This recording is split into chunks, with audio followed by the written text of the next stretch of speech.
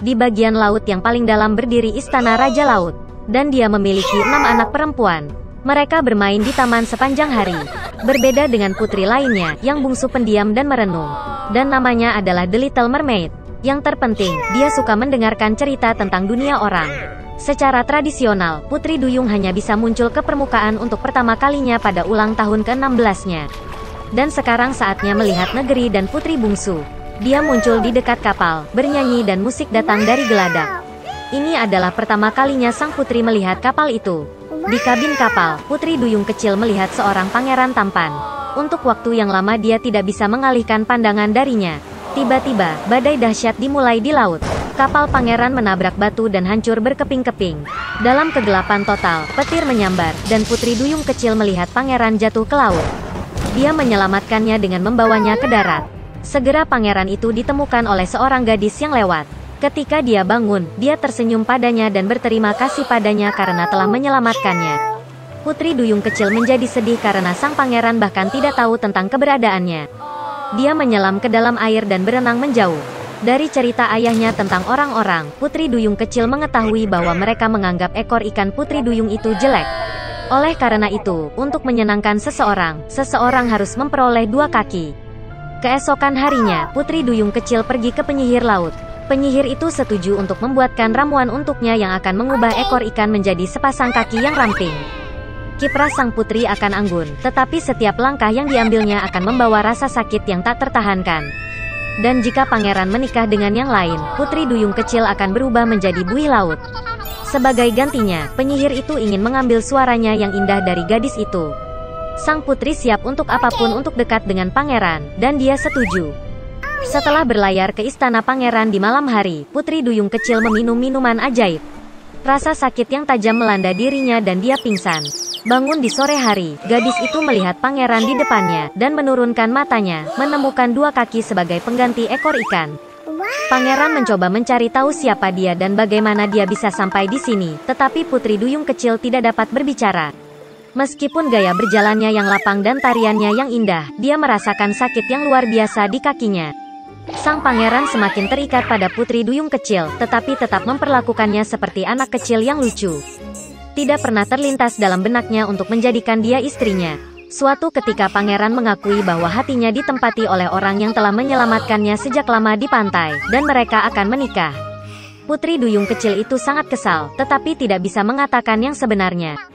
Ketika tiba waktunya untuk pernikahan, pangeran mengundang Putri Duyung kecil untuk pergi bersama pengantin baru dalam perjalanan bulan madu.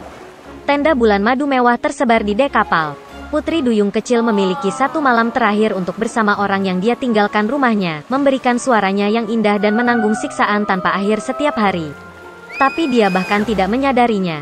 Ketika keheningan terjadi di kapal, Putri Duyung kecil duduk di geladak dan menunggu sinar matahari pertama. Tiba-tiba, di dekat kapal, dia melihat saudara perempuannya. Mereka dengan air mata meminta penyihir untuk membantu menyelamatkan sang putri dari kematian. Penyihir itu memberi mereka pisau tajam, yang akan digunakan Putri Duyung kecil untuk menembus hati pangeran. Setetes darahnya akan mengubah kakinya menjadi ekor, dan dia bisa kembali ke laut. Putri Duyung kecil melihat ke dalam tenda, dan melihat ada sepasang kekasih yang sedang tidur. Dia tidak menemukan kekuatan untuk mengambil nyawa pangeran, dan melemparkan belati ke laut. Dengan kesedihan, Putri Duyung kecil menceburkan diri ke dalam air. Tapi kebaikan sang putri meluluhkan hati penyihir jahat itu. Penyihir itu membatalkan mantranya, dan Putri Duyung kecil lagi-lagi memiliki ekor ikan, bukan kaki manusia. Ratu tinggal di kastil yang indah. Dia memiliki seorang putri yang dia impikan. Anak itu berambut hitam dan berkulit putih. Oleh karena itu, mereka menamainya Putri Salju. Sang ratu segera meninggal. Raja tidak bersedih lama, setahun kemudian dia membawa ratu baru ke istana. Dia cantik, tapi pemarah. Wanita itu membawa cermin ajaib. Setiap hari dia mengagumi bayangannya di dalam dirinya dan menanyakan pertanyaan yang sama, siapa yang paling cantik di dunia? Cermin selalu mengatakan yang sebenarnya. Karena itu, dengan jujur memuji kecantikan ratu, dan wanita itu berseri-seri dengan kebahagiaan. Putri Salju tumbuh, dan setiap tahun kecantikannya berkembang lebih cerah. Dan sekarang, sekali lagi, berbicara ke cermin, ratu mendengar sebagai jawaban bahwa sekarang dia bukan yang tercantik di dunia, tetapi Putri Salju. Ratu tidak akan menanggung ini di istananya sendiri. Dia memerintahkan pelayannya yang setia untuk memimpin sang putri ke semak belukar yang tidak bisa ditembus dan membunuh. Tetapi pelayan itu tidak bisa, bahkan demi ratu, membunuh gadis manis itu. Dia membawa sang putri ke dalam hutan yang gelap dan membiarkannya pergi. Dan dia sendiri kembali ke kastil dan memberitahu ratu bahwa dia telah mengikuti perintahnya. Untuk waktu yang lama, sang putri mengembara di hutan. Di sepanjang jalan dia dibantu oleh semua jenis penghuni hutan. Putri Salju sangat baik kepada mereka, dan karena itu mereka menjadi teman yang kuat. Menjelang malam, sang putri secara tidak sengaja menemukan sebuah rumah kecil. Dia masuk ke dalamnya dan melihat bahwa tidak ada seorang pun di rumah itu. Meja itu disiapkan untuk 7 orang, dan ada 7 dipan di kamar tidur.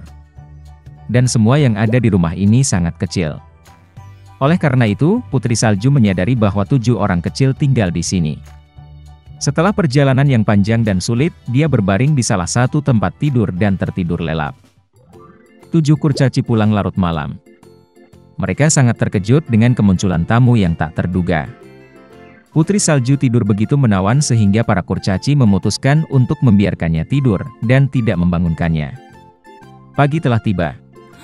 Putri Salju terbangun, melihat 7 kurcaci dan ketakutan. Tapi mereka menyayanginya, dan gadis itu bercerita tentang masalahnya. Mereka segera menyukai Putri Salju, dan para kurcaci mengundangnya untuk tinggal bersama mereka.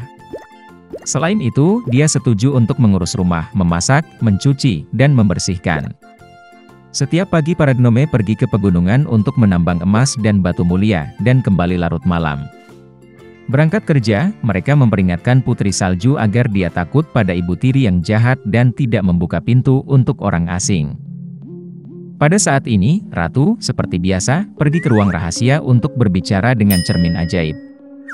Tapi cermin tiba-tiba berkata bahwa dia bukanlah yang tercantik di dunia, tapi Putri Salju. Bahwa sang putri masih hidup dan tinggal bersama para gnome di rumah. Ratu menjadi sangat marah dan memutuskan untuk berurusan dengan Putri Salju sendiri. Dia pergi ke ruang rahasia dan memasak apel beracun di sana. Sangat indah di luar, tetapi jika seseorang makan bahkan sepotong, dia pasti akan mati. Ketika apel sudah siap, Ratu berubah menjadi pedagang tua dan datang ke rumah para kurcaci. Melihat wanita tua yang manis itu, Putri Salju merasa kasihan padanya. Dia tidak curiga dan meninggalkan rumah. Wanita tua itu memperlakukan gadis itu dengan apel yang matang, dan berkata bahwa jika dia makan apel ini, dia akan tetap muda dan cantik selamanya. Putri Salju mempercayainya, dan begitu dia menggigit apel, dia jatuh mati dan berhenti bernapas. Ratu yang puas pergi ke istana. Di malam hari, para kurcaci kembali dari pekerjaan, dan melihat Putri Salju terbaring di tanah. Dia tidak bernapas. Mereka terisak-isak begitu keras dan meratap hingga teriakan mereka didengar oleh pangeran tampan itu, yang sedang berburu di hutan di dekatnya. Menarik baginya, lolongan macam apa yang muncul yang membuat takut semua hewan. Dan ketika pangeran menemukan rumah para kurcaci, dia melihat Putri Salju. Dia sangat cantik sehingga pangeran muda segera jatuh cinta padanya. Dia membujuk para kurcaci untuk membawanya ke kastil, karena di sana dia memiliki dokter yang dapat menyembuhkan Putri Salju. Para kurcaci mengizinkannya. Kemudian pangeran memerintahkan para pelayannya untuk menggendong sang putri di pundak mereka. Dan ketika mereka menggendongnya, kebetulan para pelayan tersandung pada semak, dan dari gegar otak sepotong apel beracun jatuh dari mulut Putri Salju, dan dia bangun. Melihat pangeran muda, gadis itu pun jatuh cinta padanya dan setuju untuk menikah dengannya. Mereka juga mengundang ibu tiri jahat mereka ke pesta pernikahan. Karena marah karena Putri Salju masih hidup, dan sekarang umur panjang dan bahagia menunggunya, Ratu memecahkan cermin ajaib dan tidak pernah melihatnya lagi.